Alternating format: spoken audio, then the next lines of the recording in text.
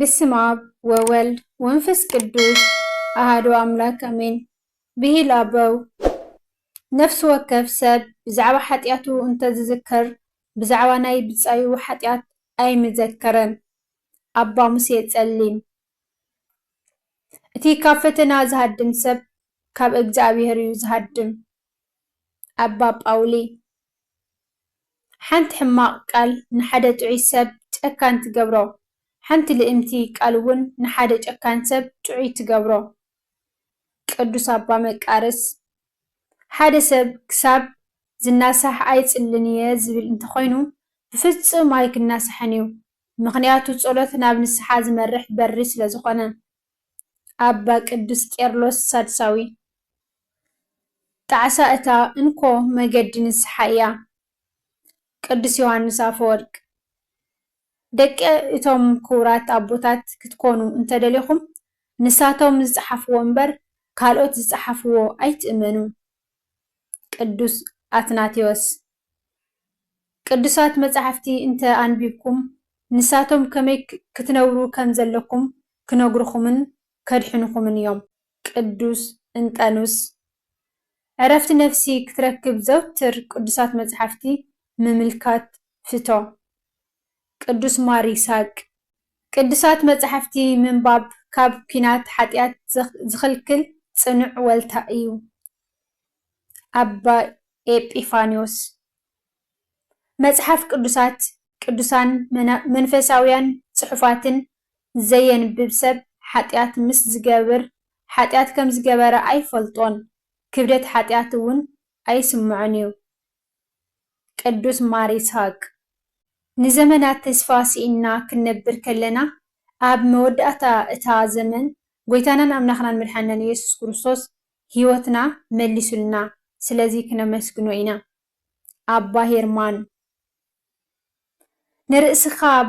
ብሓሶት ኣይትውቀሳ ንርእስኻ ምኽሳስ ትሕትና ኣይኮነን እቲ ዓብይ ትሕትናስ ሰባት ክወቕሱኻ ከለዉ ምዕጋስ እዩ ቅዱስ ስራጵዮስ ጸጋ እንተተዋሂቡካ በቲ ዝተውሃበካ ጸጋ ኣመስግን ዘይተውሃበካ ጸጋ ክትደሊ ኢልካ ነቲ ዝተውሃበካ ከይትስእን ማር ይስሐቅ ወርቂ ኩሉ ብሓዊ ከም ዝፍተን ናይ ክርስቶስ ጸጋን ክብርን ከይተፈተኑ ምርካብ ኣይከኣልን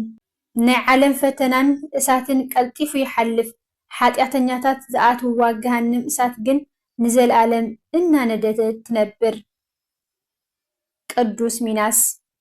ብመንፈሳውነት እንተ ደኣ ዘይነቂሕናስ ትኽስ ንብል እንተደቂስና ድማ እቲ ጸላኢ ዲያብሎስ ይመጽእ እሞ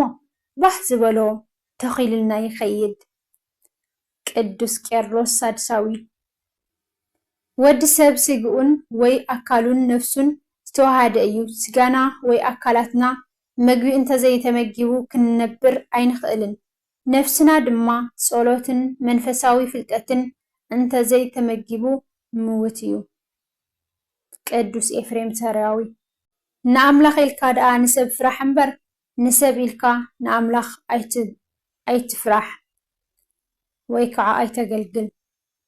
ቅዱስ ዮሃንስ አፈወርቅ ዓስቢ ትሕትና ፍርሓተ እግዚአብሔር ሃፍትን ክብረትን እዩ ጥበበኛ ቅዱስ ሰሎሞን ኩሉ ድኽመታትካ ኣብ ቅድሚ እግዚአብሔር ደርብዮ እሞ እግዚአብሔር ድማ ሓይልኻ ክኾነካ እዩ ኣቦና ሙሴ ጸሊም ቃላት ጥራይ ኣየድልየናን እዩ ኣብ ግዜና ምስ ደቂ ሰባት ብዙሕ ቃል እዩ ዘሎ እንተኾነ ዘድልየና ዘሎ ተግባር እዩ ምክንያቱ እቲ ዘድሊ ፍረ ዘይፈርዩ ቃላት ዘይኮነ ፍረ ዝርከቦ ቃል እዩ